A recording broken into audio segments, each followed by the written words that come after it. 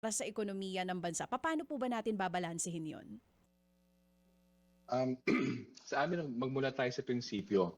Yung buwis, hindi yan sa gobyerno eh.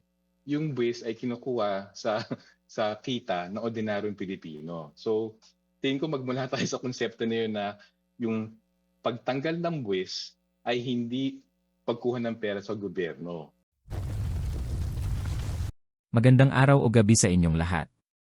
Makababayan, magbibigay lang tayo ng komento dito. Sa isang segment interview ni DJ Chacha kay Jose Enrique Africa. Hindi ko siya kilala at ngayon ko lang siya nakita. Hindi ko alam kung anti o pro Duterte siya. Pero maganda ang sinasabi niya tungkol sa agaran pagtanggal ng buwis.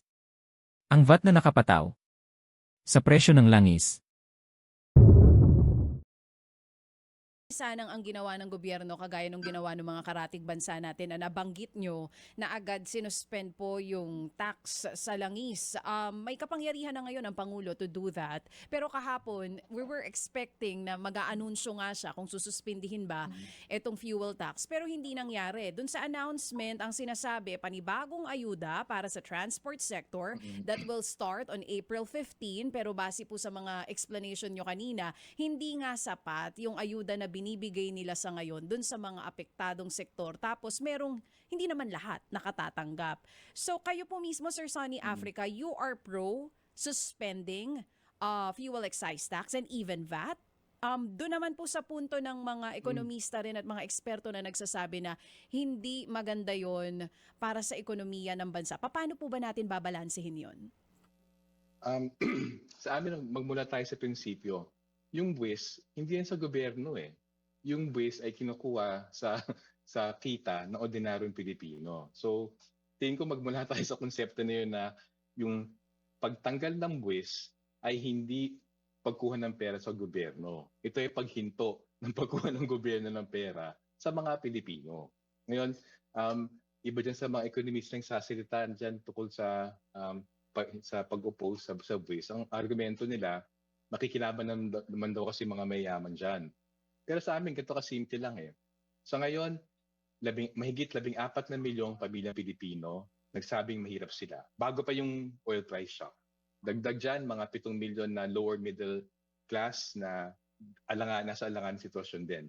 Kung ipagsama yung more or less 21 milyong pamilyang Pilipino, katumbasan ng mga 80-85% ng populasyon ng bansa.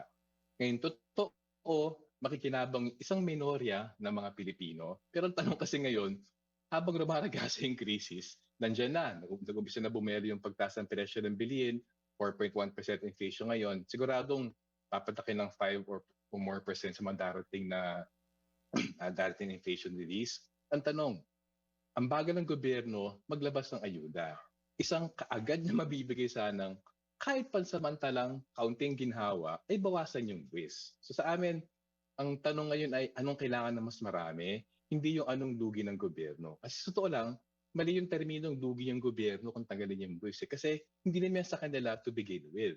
Ikalawa, ba't tuturing na lugi ang gobyerno sa pagbigay ng suporta? Hindi naman trabaho ng gobyerno kumite. Medyo yun ang malaking problema sa pag-iisip ng maraming opisyalis natin at sa maraming ekonomista.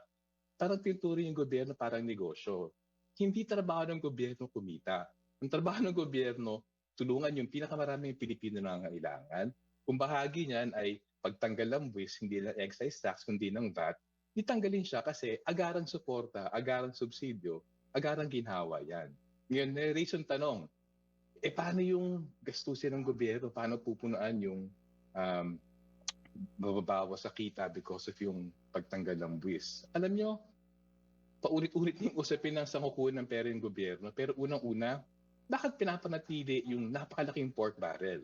Alam naman ng marami, yung pinasang 6.8 billion budget, ang tinagal lamang ay flood control kasi controversial, pero natili yung pork barrel sa kalsada, sa tulay, gusali at iba pa.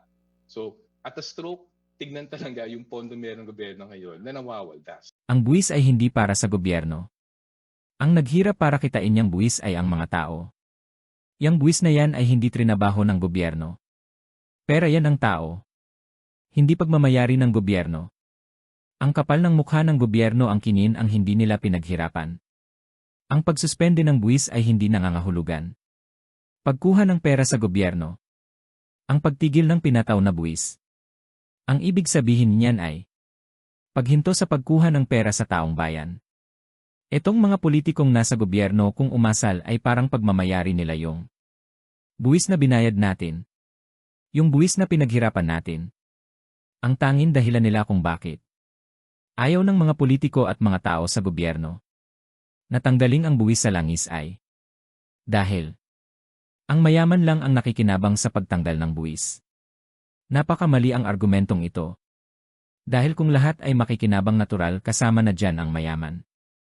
Ang pagtulong sa tao ay dapat walang kulay, edad, kasarian o estado. Kung ang nakakarami ang matutulungan ay dapat yun ang dapat implementahin.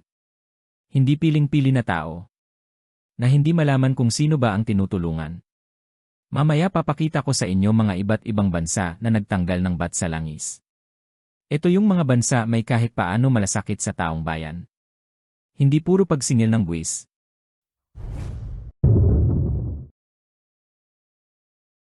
Commodities, which then can have an effect on the cost of living. So, consequently, Cabinet has decided that the following measures be taken to mitigate the impact of the recent increases that we've seen in fuel prices, which are solely attributable to the conflict that has arisen. What has happened is that because of restrictions in the Strait of Hormuz, the quantities of fuel that could be transported through that strait has reduced significantly.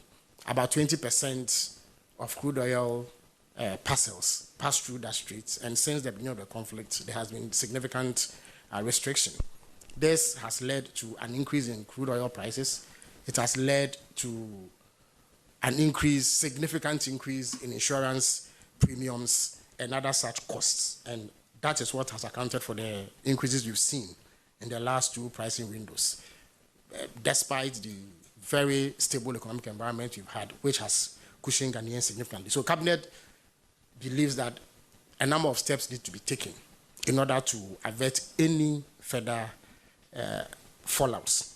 So the first directive that Cabinet has issued is that the finance and energy ministers should take immediate steps to reduce the price of fuel through the removal of some taxes and margins on fuel, effective the next pricing window, which is about a week from today. And this is supposed to be done as soon as possible. Ministry of Economy and Finance on Tuesday cut the value-added tax on fuel from 10% to 4% to ease the impact of rising global oil prices on households and businesses. The measure, effective March 20, applies to gasoline and diesel and will remain in force until further notice. The government will absorb the remaining 6% VAT to stabilize domestic fuel prices and reduce cost pressures. Officials said the move comes as international oil prices continue to climb, driving up transport costs and weighing on economic activity. The tax cut is part of broader efforts to safeguarding purchasing power during global price volatility. Fuel importers and distributors must apply the reduced rate on all domestic sales, while businesses are required to issue invoices reflecting the updated VAT. In the latest updates, gasoline, diesel, and aviation fuel are now exempt from value-added tax or VAT declaration and payment, but are eligible for input VAT deduction. Now, the decision receives strong support from the public and businesses as it helps to stabilize the domestic fuel market. More in the following report. With a significant reduction in several fuel taxes, the Ministry of Finance estimates that it will decrease state budget revenue by approximately $277 million per month. However, it will contribute to supporting people and organizations by reducing costs. Conclusion number 14 was issued, in which is requested the immediate implementation of fiscal and monetary policy solutions, as well as price stabilization measures. This demonstrates synchronized coordination from the Party General Secretary directives to the rapid and decisive implementation of the government to the Ministry of Finance.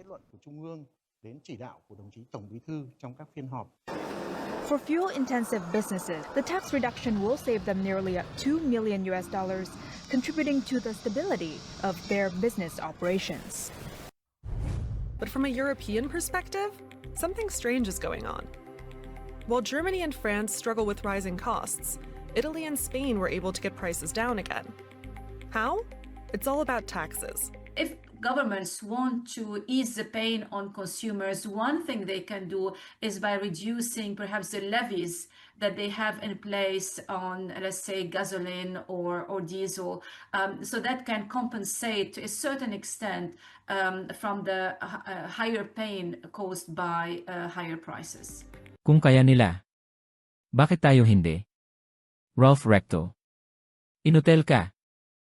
Ang pinakamagandang solusyon sa krisis na hinaharap natin ngayon ay simple lang tanggalin na ang VAT o kahit paano bawasan ng kalahati across the board para maibaba ang inflation o pagtaas ng mga bilihin.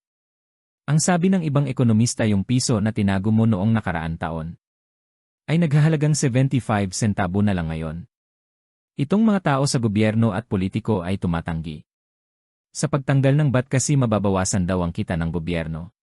Hindi po negosyo ang gobyerno. Hindi po dapat kumita ang gobyerno. Nandyan yan para tulungan ang tao, hindi kumita. Itong mga politiko na ito ang tingin sa buwis ay kita. Hindi trabaho ng gobyerno para kumita ng pera. Ang trabaho ng gobyerno ay tulungan ang nasasakupan niyang tao. Baluktok kasi ang pag-iisip nila. Ang iniisip ng mga politiko na ito ay kung gaano pa tayo magagatasan para ilagay sa maleta. Asan na napunta yung napakalaking on-program funds? Asan na yan? Mahigit 1 trilyon na yan? Asan na napunta yan? Puro kayo kita. Hindi na namin nakikita kung saan napupunta yan pera na yan. Halos 6 trilyon kada taon sa national budget. Asan na yan? Bakit hindi nagamit yung Intel Fund na halos 5 bilyong piso? Sa pagkalap ng information na may magaganap na giyera sa Middle East. Ang sinasabi ninyo hindi ninyo na-monitor ang galaw ng Amerika. Mga barko, jet fighter, mga military asset na gumalaw papuntang Middle East. Hindi niyo nakita yon? Ano silbi ng Intel Funds mo, Bobong Marcos? Hinayupak ka napaka-inutel mo. Diyan magaling ang ating presidente. Sa pagsingil ng buwis. At pagkaso sa mga nagsasalita sa kanya. Makababayan, salamat sa inyong oras. Kung nagustuhan niyo itong video na ito, pahingi naman po ng subscribe, like, share at papindot ng bell na rin. Maraming salamat po. Duterte 2028. Fight for what we believe in, undeterred by the fear of failing or losing. Indeed, courage knows no limits. Cowardice does.